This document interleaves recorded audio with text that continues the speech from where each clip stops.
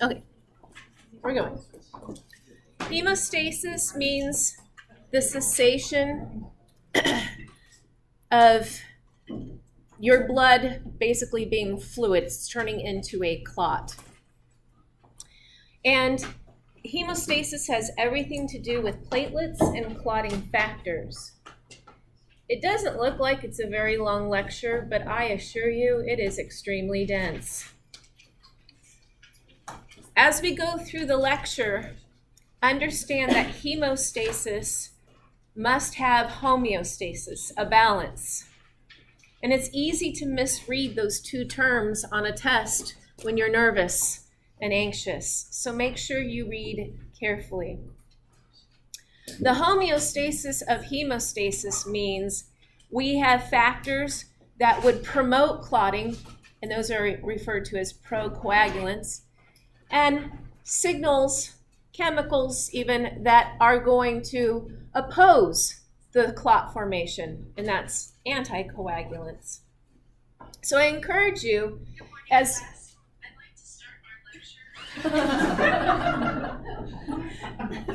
that's what I'm doing, is starting the lecture. I get so tired of my voice. Anyway, as I go through the lecture, look at anything that would favor clotting. Anything that would favor clotting, like activated platelets or chemical signals that would activate platelets. Anything that favors going towards that clot. Then also look at things that would oppose the progression of forming a clot. Or we can also put in that category anything that would remove a clot that was already formed. So just look for things that would favor clot formation versus things that would not favor it or favor the removal of a clot. Platelets are also referred to as thrombocytes, and these come from a large cell called a megakaryocyte, which is found in the bone marrow. And the megakaryocyte comes from your hemocytoblasts. Remember last week when we learned about erythropoiesis, we learned about the hemocytoblasts being determined but not differentiated and would replicate and divide and generate a lot of daughter cells that can go into the blood lineage. A megakaryocyte is going to bleb off some of its cell membrane. Even some of the organelles can go off with these little fragments of this large cell. The fragments, the platelets, can have pieces of organelles, like I said, mitochondria in particular. The mitochondria are very much required to make ATP and ADP. ADP is going to be a chemical that will favor platelets becoming activated. There's also some Golgi apparatus and endoplasmic reticulum because some of the clotting factors you're going to see in a later slide are actually produced in the platelet. Calcium is also going to be a clotting factor. We need good calcium levels. In a lot of my biology classes, I say, when calcium is around, great things happen. When calcium is available, we see neurons releasing neurotransmitter. We see skeletal muscle and cardiac muscle and smooth muscle contracting. In the case of platelets, when we see calcium around, we're going to start getting clotting factors activated and eventually a clot. Actin and myosin are also important proteins that are found because in one of the steps of hemostasis, we're going to see that we need clot retraction. We need the clot anchored onto the two sides of the severed blood vessel, and we need the actin and myosin to pull the severed blood vessel closer together so that repair is much easier to occur. Prostaglandins, thromboxane A2, is a prostaglandin made from arachidonic acid. This is not the first time we've talked about arachidonic acid. Arachidonic acid with COX enzyme The arachidonic acid can be shunted into the pathway to make thromboxane A2. Thromboxane A2 is going to be an important part of our myogenic mechanism that you're going to see in just a moment. And thromboxane A2 is also important with activating more platelets. We are definitely going to see a positive feedback mechanism. Was the megakaryocyte, is that produced from the hemocytoblast in a different pathway? It is produced from the hemocytoblast. It is a different pathway than when the hemocytoblast makes erythrocytes or monocytes. So as the hemocytoblast replicates and divides, different growth factors and differentiation factors shunt those daughter cells into these different pathways. You have about 150 to 200,000 platelets per microliter. On exams, I have put on there in the past, tell me about the levels of your formed elements. How many red blood cells do we have per microliter? How many platelets do we have? What about white blood cells? If you've watched your white blood cell lecture, you should know we have about 6,000 to 9,000 white blood cells per microliter. And you should also know how they are categorized. 60, 30, 6, 3, 1. Never let monkeys eat bananas. Right? Never stands for neutrophils. Okay? Let's see. There is a hormone that stimulates the megakaryocytes to make more platelets, and that's thrombopoietin. What does it sound dangerously close like? Erythropoietin. And again, we're going to see it comes from the kidney and the liver. So this picture you've seen before when we were learning about erythropoiesis. Here's our mama hemocytoblast, a multipotent stem cell. She gives birth to lymphoid and myeloid daughter cells, and they in turn give birth to these various cells. And again, differentiation factors shunt them into their specific pathways. Hemostasis has 5 phases. We're going to go through all 5. The first phase is a myogenic phase. Simply put, we need the smooth muscle in the blood vessel to contract. If we contract the smooth muscle in the blood vessel, that means less blood pours out of that severed vessel. That makes sense, right? Make the hole smaller. Then we are actually going to start getting platelets activated. This is called a platelet plug.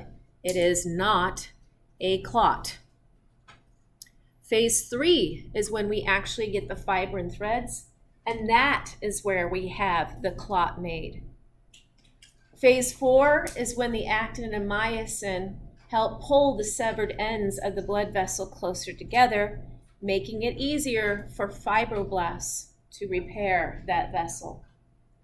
And then, once the repair is done, the 5th step is you get rid of the clot.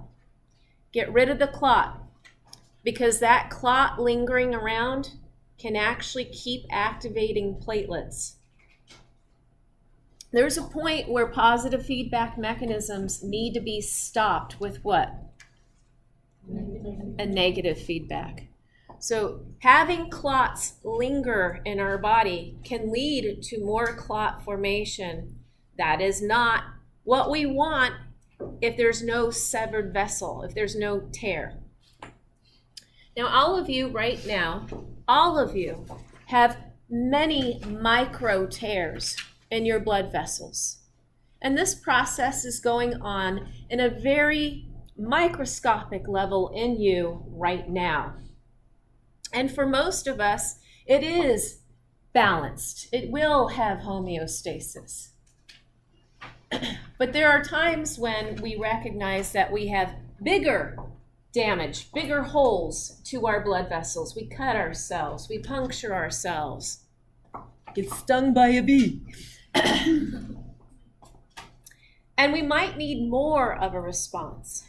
Towards the end of the lecture, I will tell you about people that can't even initiate these responses.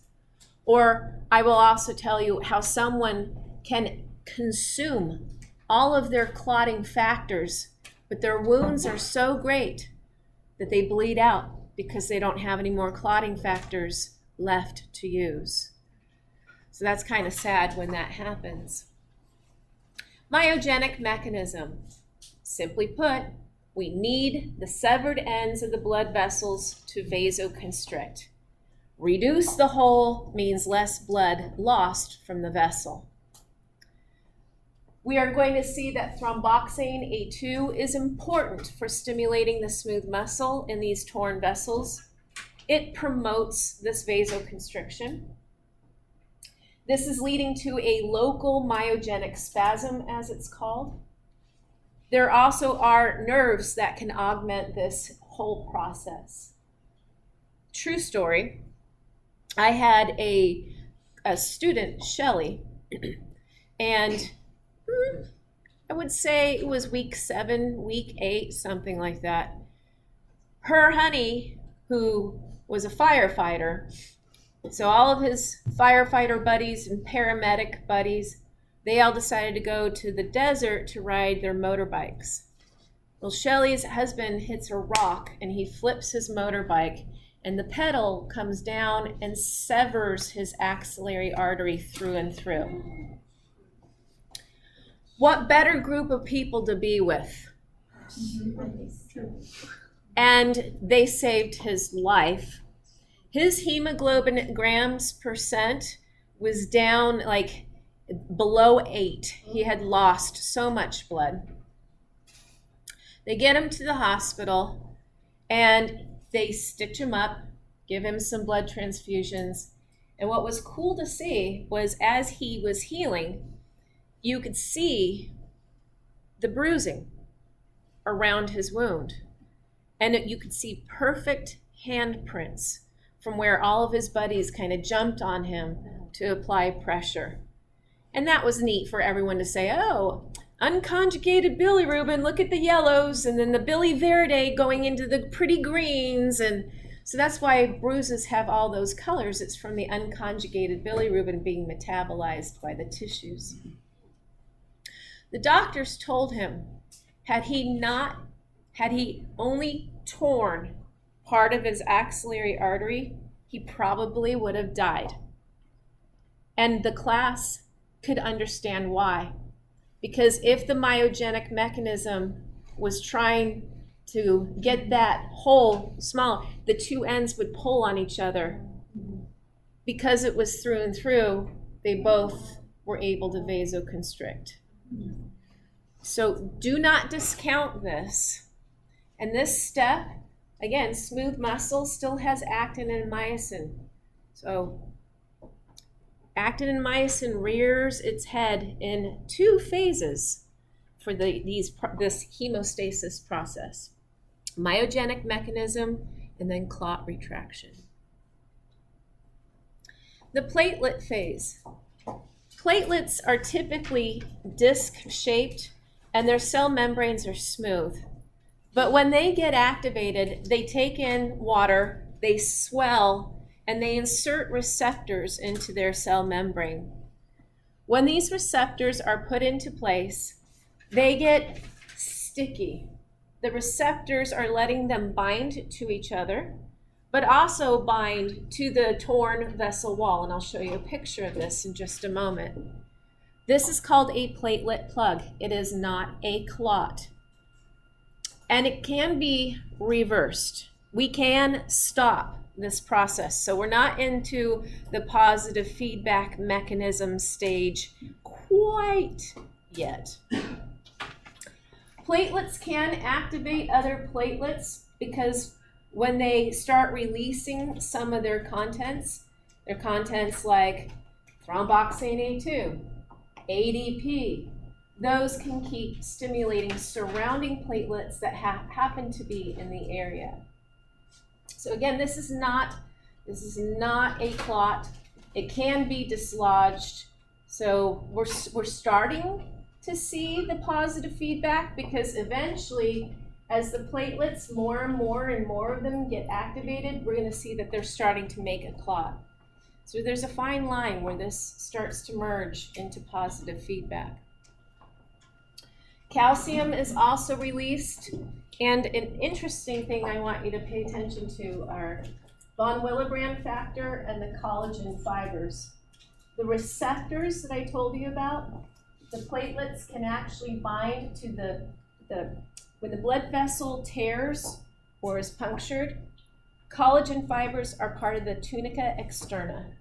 And the collagen fibers can actually protrude into the blood vessel. And the physical contact of platelets to those collagen factors can make them insert their receptors, and then they bind to those collagen factors, or collagen fibers. Von Willebrand factor is like a linking protein to get platelets to start linking together to form this platelet plug. Von Willebrand factor is also important. It's like the protein carrier. This is not the first time we've heard of protein carriers or plasma carriers, specifically for factor VIII. There are some people that have bleeding disorder. It's not true hemophilia. They have von Willebrand's disease. They don't have the shuttle protein to bring enough factor VIII to a wound. I'll talk more about that in the later part of the lecture. So here we have platelets that are disc-shaped. They start to get activated.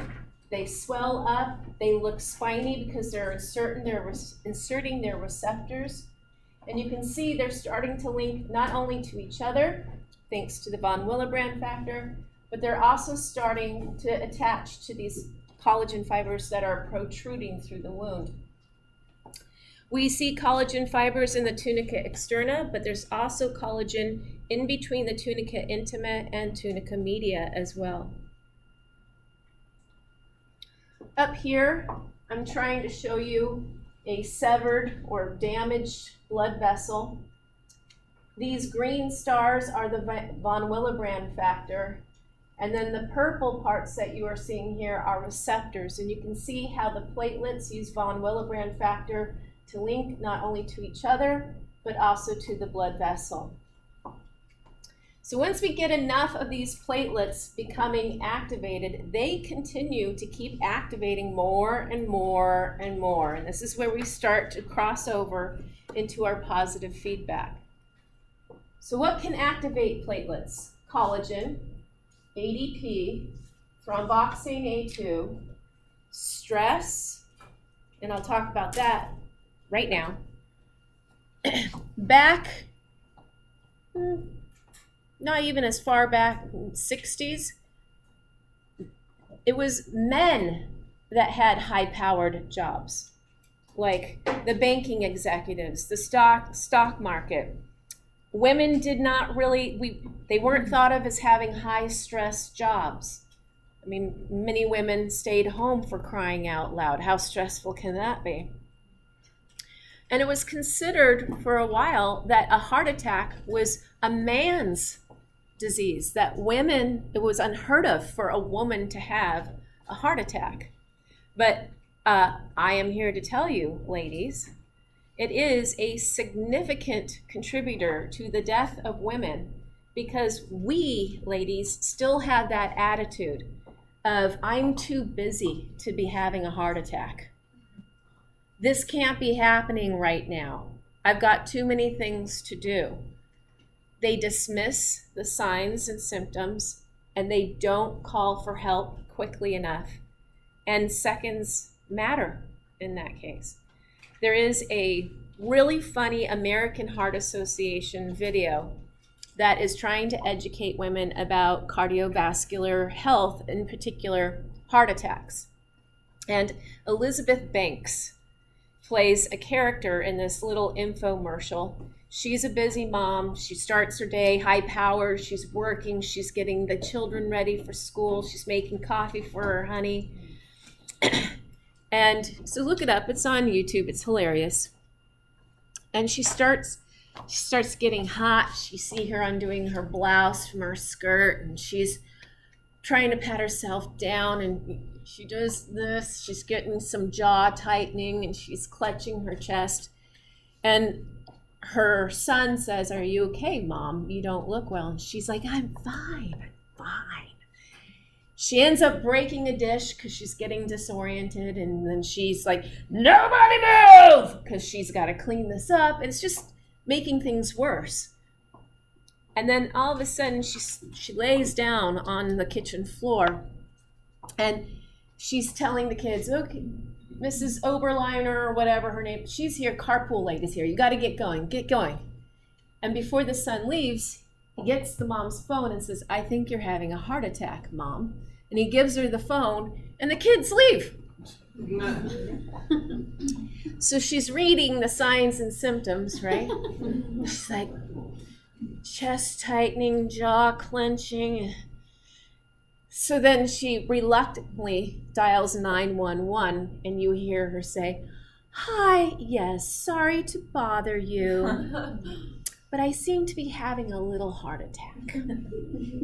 And you could tell that they say to her, "We're on our way, we'll be there in 5 minutes." She looks around her very disoriented house that's now a mess, and she says, "Can you make it 10? I mean, that is... Anyway, women can have heart attacks too, but we tend to say we don't have time for this. Yes, Kara? I just want to, something similar to that. My mom had a 95% blockage, and she had a stent put in, and she got to the place where they did all of the testing for it, and she said, "I'm so sorry I'm bothering you with this, but I feel like I'm having some problems, so I just want to check." They said if she had waited like a month or two, she would have had a heart attack and died. Yep. So, and young people can have heart attacks too. I had another student. He took my physiology class, and then all of a sudden, like a year goes by, and he's in my patho class when I was teaching at Hybrid. I said, "Brock, where have you been?" He goes, "Well, recovering from a heart attack." And I said, "Wait, what?" He said, I don't understand it, but he says, "I eat healthy, I go work out." He went to the hospital because he felt like he was having an anxiety attack. And he has had anxiety attacks, and he did give me permission to share this with other students, so that's why I'm not cutting out on you. And because he had had panic anxiety attacks before, the doctors dismissed his signs and symptoms and basically labeled him as having drug-seeking behavior. So they send him home. He doesn't get better. His mom takes him right back in and says, "This is not okay." So he tells me about this, tells the class about it. I'm like, "I'm so glad you're okay. You're way too..." And he has a stent. A couple weeks go by. He raises his hand because we get to the cardiovascular, and he says, can we talk about my heart attack again? I said, "Sure. That's all day long." He goes, "Well, something's been happening at the gym. When I get on the treadmill, I start to have chest pains." I said, "You need to go back to the doctor. Please do not even be here right now. Go." He's like, "Well, I don't have it now." I said, "You might have an occlusion in your stent." And he was like, "Well, how likely is that?" I said, "It can happen. You need to go back. When was the last time you did a stress test?" And he's like, "It was only a few months ago, and I got cleared." I said, "Well, you're not cleared now. If you're having chest pains, you need to go." So again, he went to the emergency room. They dismissed him, said, "You're not having a heart attack." When the doctor left his little ER curtain area, Brock, because I said, "Brock, this is not okay. You need to fight for yourself." He gets up out of the hospital bed, starts doing jumping jacks, running in place, pushing himself as hard as he can while attached to the EKG. And they come back in because they're realizing he's in distress. And he's like, "I told you." And he was having another heart attack. He had to get another stent in. My baby, he's too young. They know why. Some people can have problems with cholesterol. And cholesterol can form plaques within the blood vessel. And when the plaque starts to erupt, here come the collagen fibers. Then you also get the platelets activated and you start getting a clot mixed with this cholesterol clump, and it occludes blood flow through the coronary arteries. There is one coronary artery in particular, the left coronary artery, that is considered to be the widowmaker. The reason why it's the widowmaker is because the left coronary artery makes a branch, sharp turn like this to the circumflex, and then one branch is the anterior descending artery. And when blood vessels have sharp turns like this, the blood going through them can have a swirling effect. We say turbulent flow. And this can wear down the actual endothelium and get those collagen fibers starting to erupt as well. So that's the place we look for a heart attack right away. And when we get to our EKGs, you will learn how we can use an EKG to diagnose if someone is having a myocardial infarction. But you're not ready yet. Yes. So do you know how they like repair that when they do a bypass? Because obviously if they do a bypass, they would have to cut out that whole entire like dry section that would meet, right? Because the wedge would be the problem, would be like where all the cholesterol was pumping. There are many ways that we do bypasses now, and one way is to take the internal thoracic artery, peel it off from the underside of the chest wall, and we can do that because the other internal thoracic artery can provide redundancy. And we can actually just sew that onto the surface of the heart downstream of the blockage. The heart also has redundancies. This is called anastomosis. So if we can avoid just snipping something out, we want to, because we want the blood flow to go around this way and this way. And Okay, so they just try to use like a computer to have the repair. they can do a bypass, again, using veins as well. They have to be clever with the vein and actually turn it so that the valves don't obstruct the blood flow. Because it's not the same thickness. It's not, but it's good enough. And they attach it to basically the aorta and then attach it to the actual tissue of the heart. Okay. Yeah. It's amazing what we can do with bypass surgeries. And they have, depending on what kind your doctor wants to do on you, they no longer have to cost tens of thousands of dollars. There are some where we don't have to take them off of the heart-lung bypass machine, which saves money and reduces risk. And the recovery is faster as well. So we can actually go in, get that internal thoracic artery and just go, pink. We learn all about that in Pathophys if you want to continue your learning with that. The whole section on that. Good? Okay. Thrombin. Thrombin is going to be, see, once we get thrombin, we actually have full positive feedback. But thrombin is in a few slides. This can take seconds, right? This clotting process takes seconds. So when we get thrombin, it's pretty quick in this process, and thrombin feeds back, leads to more platelet activation, which leads to more thrombin, and thrombin is part of the clot. So once we see the thrombin feeding back, we are officially in positive feedback mode. Now we're moving on to the actual making of a clot. There are 12 clotting factors numbered 1 through 13. And that sounds really confusing, but when labs were trying to figure out this clotting process, 2 independent laboratories discovered the same clotting factor, and it took them a while to figure out that it was a redundant discovery. So that's why we have 12 clotting factors numbered 1 through 13. Clotting factor 6 does not exist. That's the redundant discovery. There are some clotting factors that require vitamin K, and they are made in the liver. Clotting factors 2, 7, 9, and 10.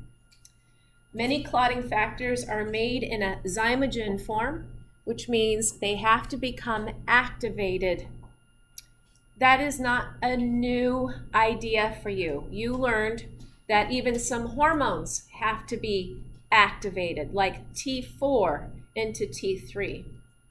So Zymogens, these are clotting factors that have to be activated into a fully functioning enzyme. We appreciate the fact that they have to be activated because we would not want these things active in our body the whole entire time. Our blood would not be fluid then. It would be just this gelatinous mass, and you would have been dead a long time ago.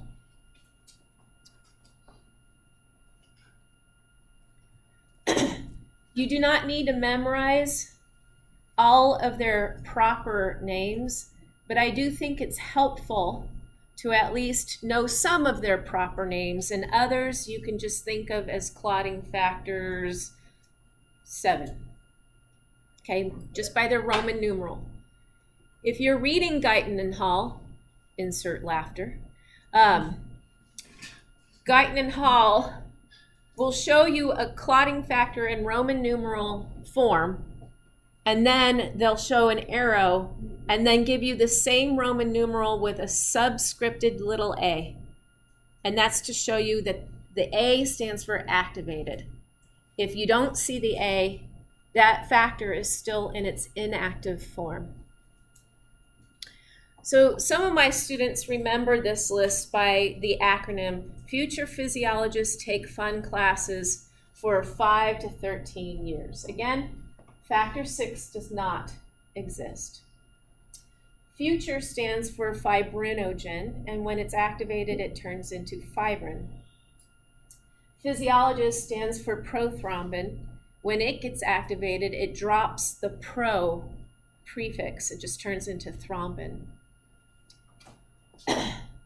Take fun. So take fun, tissue factor, or factor 3, as I like to remember it. Tissue factor 3, platelet factor 3. They are chemically different. They have different sources. Tissue factor 3 comes from damaged tissues. Platelet factor 3 comes from damaged platelets. Both tissue factor and platelet factor 3 still come from cell membranes, damaged cell membranes. So for us in our class, we recognize that they have different sources, but factor 3, you can just think of factor 3, okay? Fun classes, take fun classes. Factor 4 is calcium. Calcium clearly is not a zymogen, does not need to be activated, but calcium helps these enzymes do their job better. Calcium is a cofactor. 6 doesn't exist. 5, we just think of it as Roman numeral 5, Roman numeral 7, factor 8, it's just factor 8. That's important in hemophilia, and I'll get to that. Factor 9 is another factor where we can see mutations in the gene that codes for this protein and leads to hemophilia. I'll show you that. Factor 10, factor 11 and 12, and factor 13, I do think it's helpful to know its proper name, fibrin stabilizing factor, because its name tells you what it's going to do. It's going to stabilize the clot. Once we have the clot stabilized, we have a clot. We officially have a clot. Here's a picture of a clot.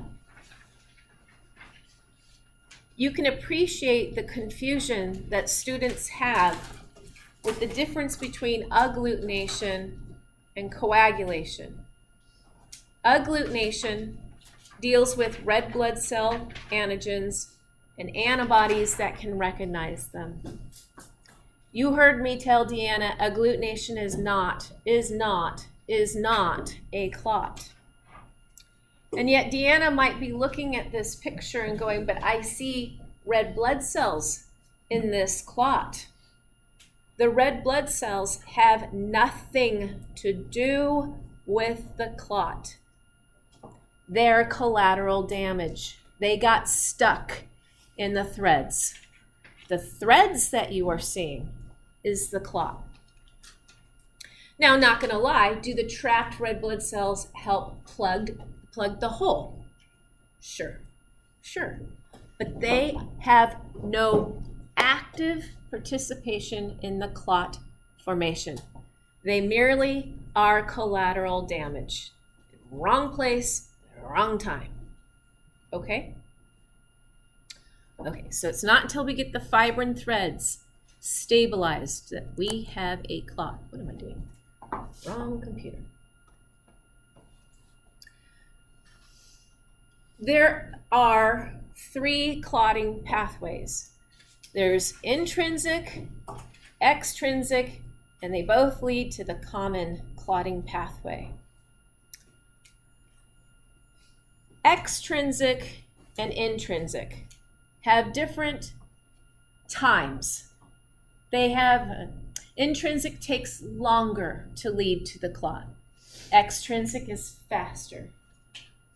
The reason why the extrinsic is faster is because it has fewer clotting factors involved in that pathway. Fewer enzymes to tag team. The intrinsic takes longer because it has more clotting factors participating in that pathway. The intrinsic comes from damage to the blood itself, internal. Extrinsic occurs to damage to the tissue around that blood vessel. If I were to come up to Julia and kick her as hard as I can in her shin, I would cause soft tissue damage in her shin, and I would probably rupture some blood vessels in her leg. I would be activating both the intrinsic and extrinsic pathways. You really don't get one without the other.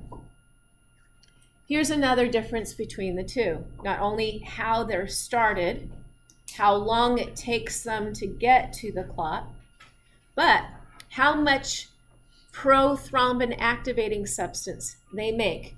Prothrombin activating substance is PAS, and it is the step that is leading to the clot. Like the next step, we're going to get the clot. It is the common pathway that I want you to know. It begins with PAS. Intrinsic, slower to initiate, but gives you a lot more PAS. Extrinsic, faster. What? Sorry. I was saying it right though. Okay, good. Sometimes I try and see in the glass and I can't read all the words. Extrinsic and intrinsic are dangerously close in my glass windows back there. Do over. Intrinsic pathway, slower, occurs because of damage to the blood, like internal in the blood vessel, gives you a lot more PAS. Extrinsic occurs because of damage to the tissue around the blood vessel, faster, it gives you less PAS. Okay, so the intrinsic isn't the red blood cells, it's just blood. Damage to the blood. And we Okay. forget platelets are in the blood. And the blood vessel is also part of that intrinsic pathway. It's the surround outside the blood vessel we say is extrinsic. So intrinsic, factor 3 is different from intrinsic because it comes from the platelets. Extrinsic, we're going to get factor 3 from the surrounding tissues. It's outside the bloodstream.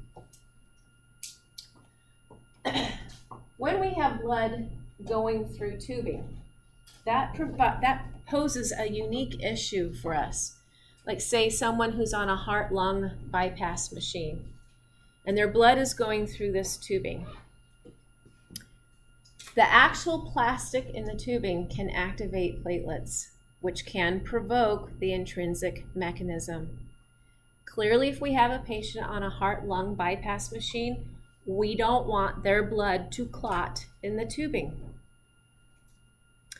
So what do we have to do to the tubing that we don't have to do in our healthy, normal blood vessels? Our blood vessels have a prostaglandin that they make called prostaglandin I2, also known as prostacyclin.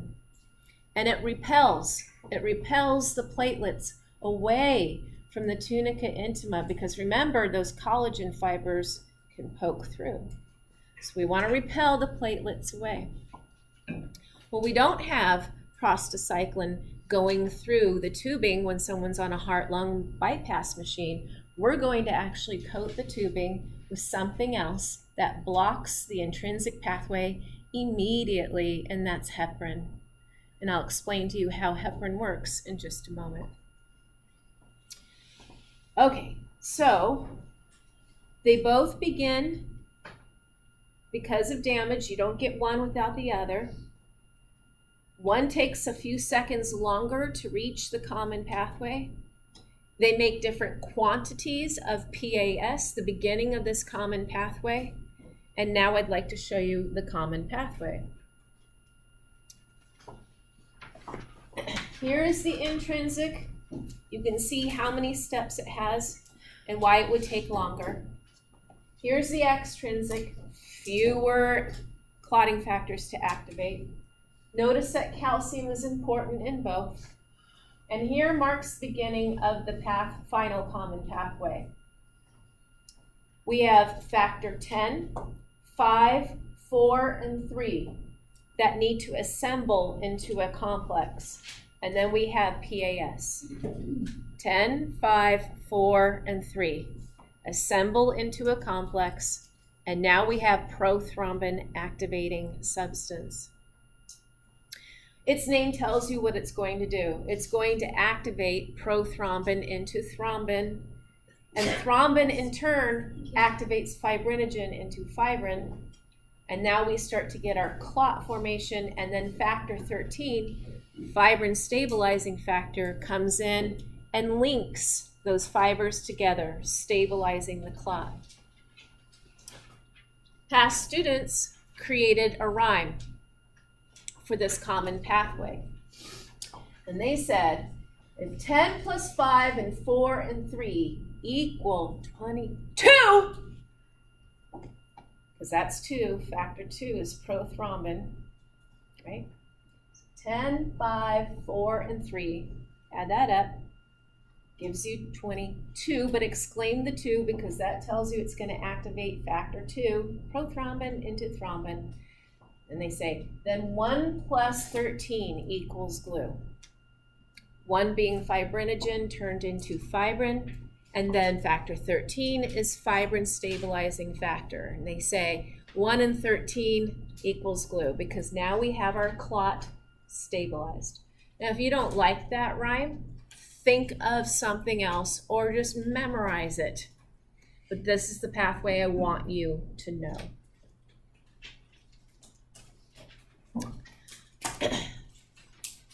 Fibrinogen, the actual protein that makes the clot, has these caps, and it's thrombin that clips off the caps. Then these fibrin monomers, they start aligning, but it's factor 13 that actually chemically links them together. That's why we call it fibrin stabilizing factor. So again, thrombin is going to cut off the caps. The fibrin monomers can start to line up next to each other, making it easier for factor 13 to covalently link them together. And now we have our clot. You need a break. When you come back, we will finish the hemostasis, the clot retraction, and then the fibrinolysis, and then the hard part begins, how we manipulate hemostasis. So go get something to eat and drink because I need you mentally with me.